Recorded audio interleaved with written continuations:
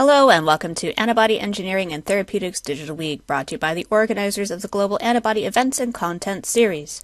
My name is Brianna Kosofrat and I'll be your host for today's session titled High-throughput screening of Twin-Strep-tagged nanobodies using NextGen BLI Gator Pro system. First, I'll cover some quick housekeeping items. If you experience difficulties with audio or advancing slides, refresh your screen with F5. If you are experiencing other issues, hit the question mark button to receive assistance. At any time during the presentation, you can submit your questions into the Q&A window on the left-hand side of your screen. In 24 hours, you'll receive a link to watch the recording of the session. You can also download a featured resource in the resource list box on the right-hand side of your screen. Now let's begin by introducing our speakers. Today we have Fabian Moore, PhD. He's Vice President for Research and Development at IBA Life Sciences. And we also have Johnny Zhang, PhD. He's a research scientist with Gator Bio. Welcome, Fabian and Johnny. I'll now turn it over to you to begin the presentation. Hello and welcome to the first part of the webinar titled Strep-Tag, a robust affinity tag platform. My name is Fabian and I'm the Vice President of R&D at IBA Life Sciences. We are founded in 1996 and are located in Göttingen, right in the middle of Germany, and have around 60 employees. We are ISO certified and have a worldwide distributor network, making our products available in 40 countries, and have customers in academia, biotechnology, and pharma industry. Our core platform is based on strep-evident mutants called Strep-Tactin and Strep-Tactin XT, and their specific interaction with a small peptide tag called Strep-Tag. Strep-evident is a versatile protein that has been widely used in biotechnology and life science research. It is known for its high affinity towards biotin, a small molecule that is essential for non-biological processes. Strep-evident is a tetrameric protein and can bind 4 biotin molecules. The interaction between strep-evident and biotin is one of the strongest known non-covalent interactions in nature, with a dissociation constants in the femtomolar range. To achieve this strong binding, the lid, here marked in red, closes after biotin binds into the biotin binding pocket. This strong binding, while being an advantage for many applications, is also one of the greatest weaknesses of the biotin strep-evident system, as this binding is virtually irreversible. We set out to generate the before mentioned proteins Strep-Tactin and Strep-Tactin XT, both mutants of strep-evident, which alter the affinities towards biotin and a small 8-amino acid peptide tag called Strep-Tactin. Like strep-evident, Strep-Tactin and Strep-Tactin XT are also tetrameric proteins binding to the peptide as shown here in yellow with a highly specific binding pocket, but very different affinities towards the peptide, with a rather low affinity in Strep-Tactin and a very high affinity in Strep-Tactin XT as shown in the right graph. The possibility to now combine the low affinity Strep-Tactin and the high affinity Strep-Tactin XT together with Strep-Tag 2 or Twin-Strep-Tag, doubling the peptide sequence for the monotag, allows us to tweak the system from a micromolar, very low affinity interaction, for example for purification purposes, over a nanomolar interaction between Strep-Tactin and the Twin-Strep-Tag, and Strep-Tag 2 and Strep-Tactin XT to a very high interaction between the Strep-Tactin XT and the Twin-Strep-Tag, which can be used for immobilization of the protein, purification and detection. Today we will focus on the interaction between a Twin-Strep-Tag protein and Strep-Tactin XT, but almost all of the steps I show you today are also applicable for all other combinations of target proteins and Strep-Tactin mutants. The first step of protein purification is the specific binding of our target protein to Strep-Tactin XT. followed by washing away unwanted proteins, and then releasing our target protein in a third step, specifically by the addition of biotin, which replaces the Twin-Strep-tagged protein inside the binding pocket, releasing our target protein.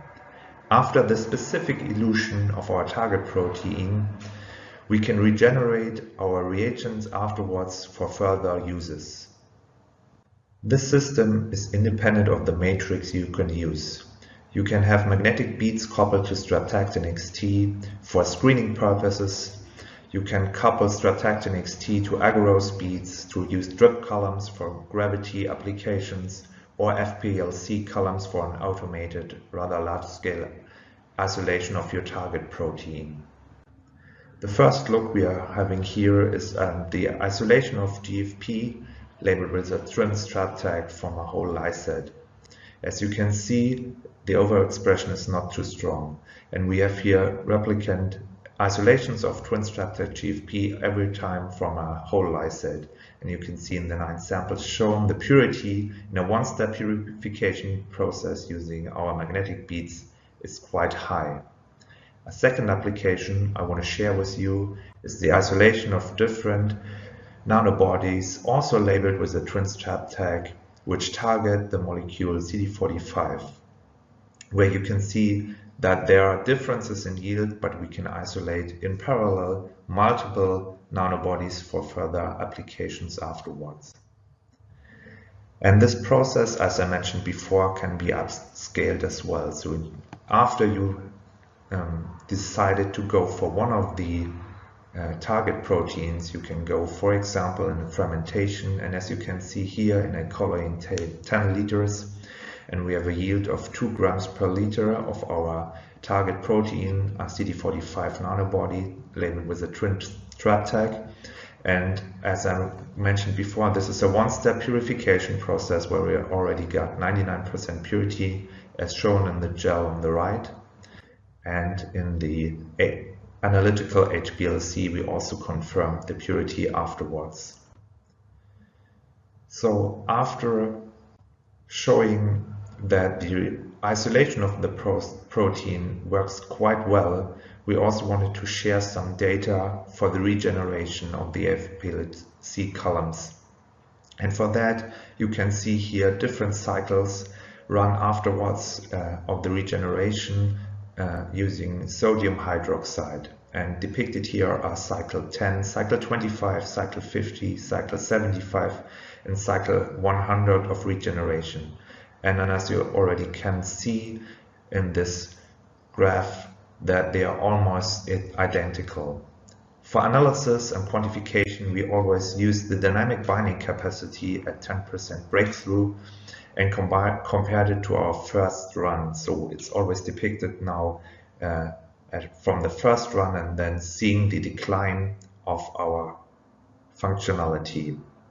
And we can see that both 0.1 molar sodium hydroxide as well as magnesium chloride can be used 100 times without any decline in functionality of our columns and the FPLC, whereas a harsher condition using 0.5 molar of sodium hydroxide will lead to some decline, which is similar to the decline you would expect, for example, in a protein A column. Not only is the one-step purification a very fast way to isolate your target protein, which can be easily scaled as well, as I've shown before, it is also compatible with a lot of media. As I've shown before, all the data were E. coli, but it's similar in insect cell lines, mammalia cell lines, and also cell-free systems, making it very versatile. I did show you a short overview over all 4 steps of our purification cycle, from the specific binding of our target protein over washing away and the high purity gained by that of other proteins, to the specific release of our target protein and the capacity to regenerate our columns 100 times without any loss in functionality. But we want to also illustrate that the application of the Twin-Strep tag doesn't end with the isolation of your target protein. We talk always about a platform application, and we want to illustrate in this graph that it can not only be used for the production of your protein, the purification of your protein, but you can also generate in parallel staining reagents for FACS analysis within minutes. You can use it for the direct enrichment of cells and vesicles, or go more into protein analysis like Western blot, ELISA, SPR, and especially BLI analysis, where Johnny from Gator Bio is going to share some data how this really can impact your research. With that, I want to thank you all for your attention, encourage you to contact us if there are more questions or ideas, and now I'm going to hand over to Johnny. Okay. Thank you, Fabian, for the fantastic first part of the webinar. And during the second part of the webinar, we will be introducing and talk about how we take these Twin-Strep-tagged expressed nanobodies and apply our Gator Pro instrument to do a high throughput screening to find out what's the best nanobody. The agenda of the second part of the webinar is to first introduce who is Gator Bio and what is the technology behind our instruments. And moving on, we will be focusing on the main part of the study, which is the nanobody discovery research and how did we first design a biosensor for this application, especially to bind the Twin-Strep-tagged proteins using the Strep-Tactin XT proteins provided by the IBA. And moving on, we will use this biosensor in combination with our instrument to do a full panel kinetics and quantitation analysis for each nanobody. So, who are we? Well, we are label-free, the instrument the company, and what that means is we utilize the technology called BLI to study the molecular interactions, and in particular, the quantitation and the kinetics of the biomolecules. And one of the main applications of a technology is to looking at the antibodies interactions. And that allows us to do both the quantitation, kinetics analysis, and the epitope of the antibodies. And of course, we are not limited to antibodies. We can also measure the small molecule bindings. And recently, we also branched into the gene therapy market where we can look at the AAV quantitations, both in crude and purified samples, and also the empty versus full ratios, and many applications beyond. We're headquartered in Palo Alto, California, and the company is created by the original team who developed the BLI technology 15 years ago. So what is BLI? Well, it stands for biolayer interferometry, and it actually happens in our everyday life. For example, a soap bubble that you can see here with different colors on the surface is actually because of the thickness of the soap film. And the soap film will interact with the light wave. And when it comes back to your eye, it interferes it because of this film, and the pattern shifts. And the wavelength shifts, changes the color, and then we can see that through this interference pattern. And how did we use this principle? Well, we take a biosensor, which is a glass rod, and at the end of it, we couple a light source and a detector to collect the light wave that comes back. And the light waves will travel through the glass rod, enters the tip of our biosensor where we have our molecules immobilized. And if there is any binding at the tip of the probe, the light wave will get interfered because of the presence of these molecules. And then when it comes back, we can see the phase shift of the light wave. As you can see here, that as time goes on, the molecule binding onto the top of the curve, the top of the tip, and then we can see the shift of our signal. And from there, we can generate the signal response to the time, which indicates the binding. And of course, when the molecule dissociates, the signal will go down, and then we can measure the dissociation. And from both the association and dissociation of the molecule, that gave us the kinetics constant. And these constants are important, such as the K on, K off, and the KD that you might have heard of. These constants tell us the interactions between the biomolecules. And we offer a range of products to support this technology. Of course, the main instruments are the Gator Prime, Plus, and the Pro, each optimized for different applications and user needs. And we offer a huge catalogs of biosensors and consumables to make your research easier, and the software accompanied by it. And what did we make the BLI technology even greater is summarized in a few points. And the main point is actually we have a new proprietary surface chemistry that are really optimized for the molecular bindings to reduce the backgrounds and increases the actual molecular interaction signal. On top of that, we have also a brand new optical layer, which allows a enhanced interference that actually also amplifies the signal on top of that to make our instruments more sensitive. And because of that, combination with the chemistry and the new optical layers that actually allow us to compatible to even wider range of the biomolecules, and including molecules such as the lipid nanoparticles, and of course we have our AAV solutions. So we are not just limited by small molecules and the proteins. So we can actually go much beyond that. And of course, the workflows and the software are optimized for easier and more friendly user-friendly. And in combination with that, we have a range of biosensors or kits that you can use right out the box. So how do we support the biotherapeutic research? And it actually goes from the early discovery to all the way to the manufacturing QCs. And for example, during the antibody market, we mainly supports the early discovery where you can choose and then screen for the best binding antibody. And we can optimize these best binding antibodies and do a more detailed kinetics analysis on the selected candidates. And from there, we can even support the process scale up, the manufacturing part, by quantitate these, produce the antibodies and QC these antibodies. And although it sounds very straightforward from the nano antibody market and to apply that directly to the nanobody market, however, there's still a few things that I wanted to point out that are still challenges to do currently. And while you're talking about the nanobody discovery and the whole pipeline discovery process, it's actually there's a more additional criteria that are different to the antibody.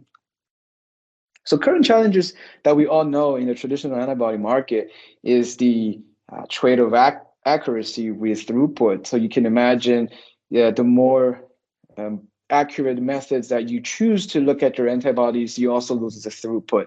A lot of methods that are highly accurate are impossible to do with hundreds and thousands of samples. And of course, SPR analysis has been the gold standard in the field for many, many decades, but we still need efficient screening tool because to run these SPR analysis on hundreds and thousands of samples is unfortunately not possible. Of course, not to mention the hands-on time, regardless of the SPR or ELISA, you will require highly skilled, trained personnel to operate each assay. So with that, we really need some sort of an automation and with the high throughput, without the trade-off the accuracy to really meet the needs in the antibody market. And in addition to that, we have a few things that are unique to the nanobodies. For example, sometimes or oftentimes, in fact, that these nanobodies already had its sequence and we were just recombinantly produce these. And in this case, when we are doing kinetics analysis, these nanobody has to have a different tag compared to its antigen. You can imagine if both of your nanobody and the antigens are expressed in his tag, you wouldn't be able to immobilize one of them while looking at the other antigen binding onto the nanobody, simply because they share the same tag. And And the tag itself has to be very specific. In this case, if you want a quality kinetics data, when you immobilize your nanobody onto the sensor, it has to be immobilized with a very, very tight chemistry. So in this case, a very tight immobilization tag. And as Fabian mentioned, that the strep tag system, so the Twin-Strep-tagged and the Strep-Tactin XT actually fits this criteria. And of course, because of the size of the nanobody, these are 15 kDa proteins, and therefore they're 10 times smaller than the traditional antibody. So therefore, we would require a much more sensitive techniques to be able to get a quality data. So how do we address these particular challenges in the antibody market, but also the specific things for the nanobody market? Well, first is our instrument Gator Pro system that are optimized for high throughput analysis. This instrument is designed for screening a large panel quantitation, kinetics analysis, and of course the epitope binding. And you can see here, this is actually the only BLI currently on the market that offers 32 dedicated high frequency channels. So each channel represents a sensor, and they're not being multiplexed, meaning one sensor is not being shared to look at multiple wells. It's actually one high frequency channels with each biosensor. That allows us to achieve accurate kinetics each time when we run these samples. And of course, the instrument is designed to have minimal hands-on time for fully automation assay. Two quick examples of what this instrument can achieve, which is first is the quantitation part. Here we demonstrated that within 2 hours, we were able to quantitate 1,152 samples.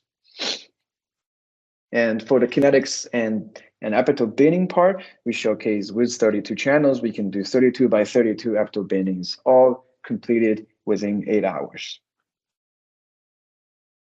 So that's the machine that essentially solves the throughput and accurate analysis screening tool part of the challenge.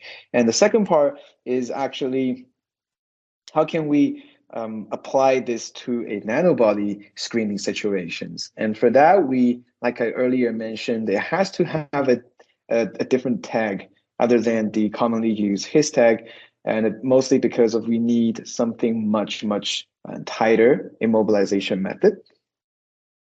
So in this case, we engineered a biosensor that utilized the Strep-Tactin XT interaction and the Twin-Strep tag. Currently, it's possible to do this. Unfortunately, it's a little bit labor intensive because each time before you start your run, you actually need to aiming couple these Strep-Tactin XT proteins onto your sensor. And that takes about 25 minutes before each of your experiments.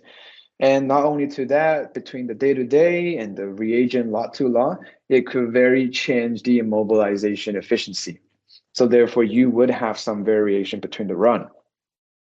On top of that, because of the amine coupling method, the density of your protein is in comparison lower than if we design a specific sensor that are made with these proteins. So in this case, we use our internal chemistries that actually made the probes that are in high density with the Strep-Tactin XT proteins immobilized.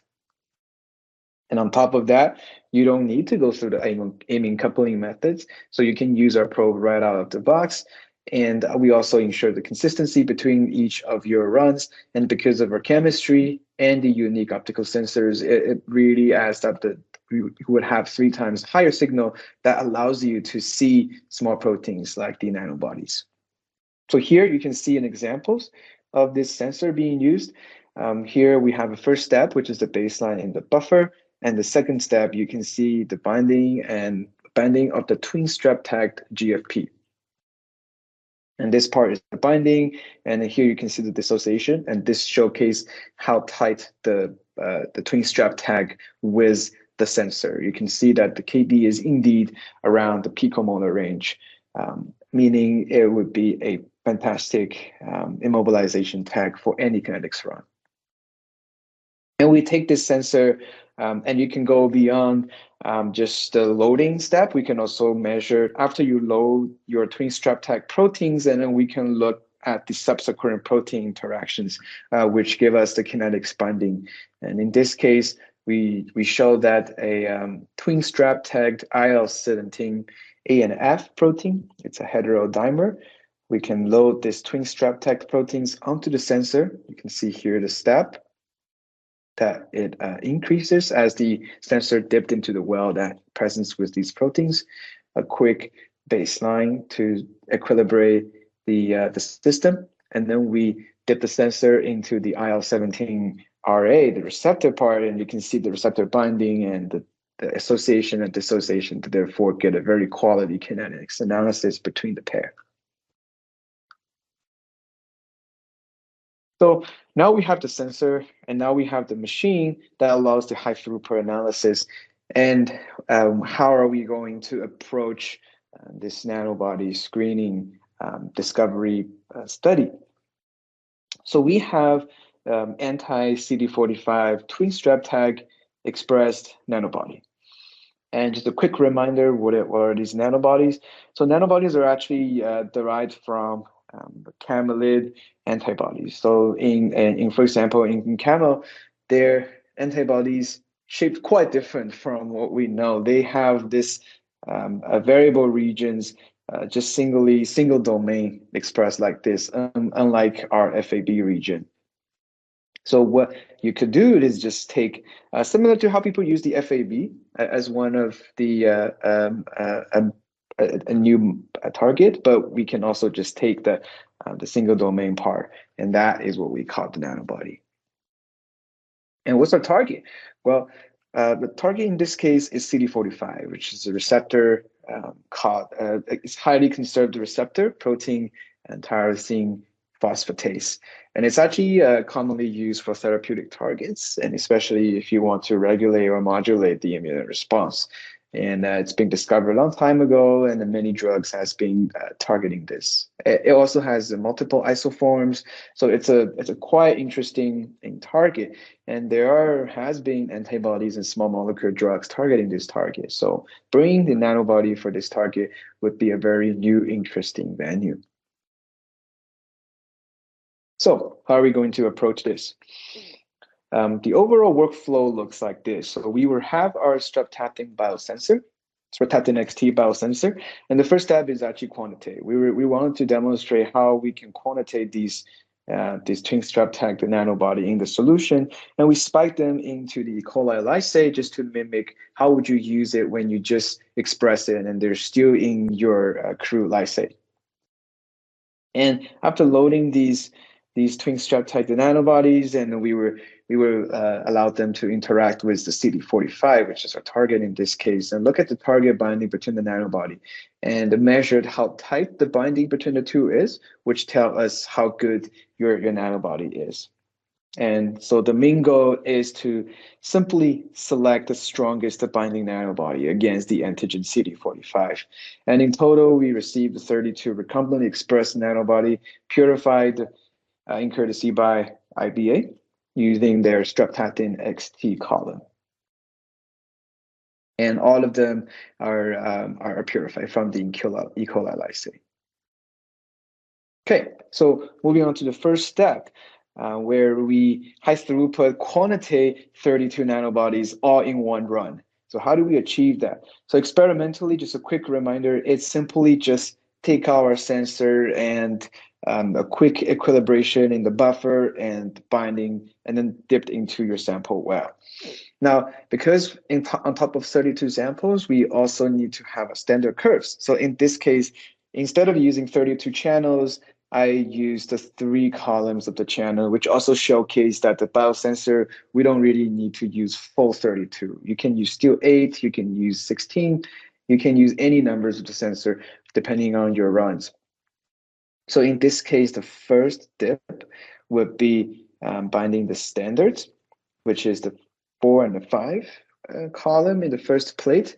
And we were able to fit 3 plates. So in this case, we only using 2 reagent plates. And of course, if you use 384 plates, you really can fit a lot of samples in one run. And after that, we will run the column 6, which is the first set of 8 unknown antibodies, and then column 7, 8, 9 are the subsequent antibodies.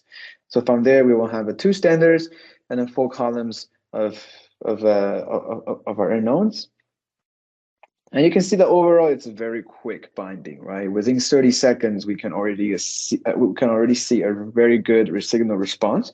And therefore, overall, you can see it's less than 5 minutes to just finish 32 samples, including the nanobodies and the standards and the unknowns. And also, just a quick reminder, these nanobodies are spiked into the 100x diluted E. coli lysate. So from there, we were able to get a very nice binding curve, and then we were able to fit them to figure out their concentration.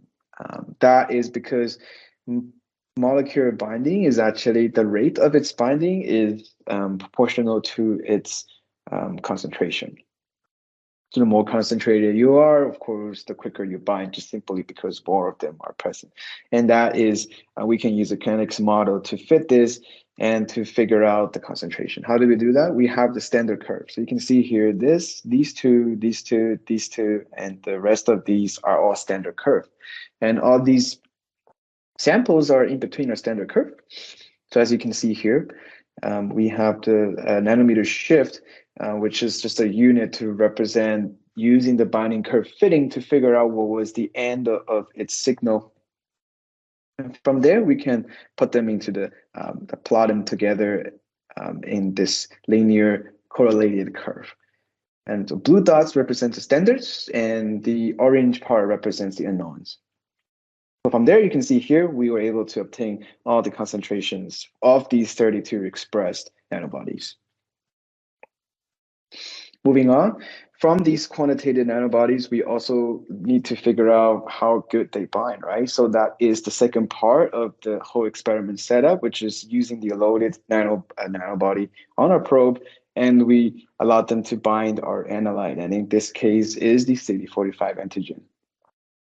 How do we approach these typical type of K-off screening? Is first, we will have a baseline using our K-buffer. K stands for kinetics. It's optimized for kinetics analysis. And then we have our Twin-Strep-tagged nanobody loading onto our tip. A quick baseline, and then followed by the association and dissociation of the antigen. In this case is the CD45. And you can see that this time I used 32 biosensors altogether, and that each sensor represents a nanobody. And of course, like Fabian mentioned earlier, these regenerations are totally possible with the sensor. Similar to their red resin, our biosensor can also regenerate. So part of these sensors actually regenerated from the previous quantitation run. So all in all, within 30 minutes, we were able to extract 32 kinetics profile from these nanobodies binding to CD45, as you can see here. And you do get a range of different binding characteristics. For example, this nanobody, this one 1666 and then 1692 almost showed no binding, simply because of its the noise means overall the signal is very low. We really don't see much of a binding. But nanobodies like 1670 showed a quick association, a dissociation, showing it has probably not very strong binding pair. But some of the other nanobodies you can see here, the dissociation rate is very slow. So these could be the potential target. But of course, we want to know, we want to be able to actually extract the constant so we can compare them quantitatively. So first, we will fit each individual curve using the kinetics model. In this case, the 1-to-1 binding model. The residual plot shows how accurate the fitting is. And from there, we were able to figure out the K-off rate and the K-on rate and the overall KD constant from each expression. And from there, we ranked each individual nanobodies based on its K-off. So K-off rate, we want them to be as tight as possible, which means you want a small K-off number, and meaning that it takes really long time for them to dissociate, right? So in this case, I made a line of 10 to the -3 because normally molecules below that numbers are considered pretty tight. And in this case, we can see that we showed a few hits that passes our criteria. And these nanobodies are the one we're going to pick these nanobodies and to do a actual more accurate, detailed kinetics analysis.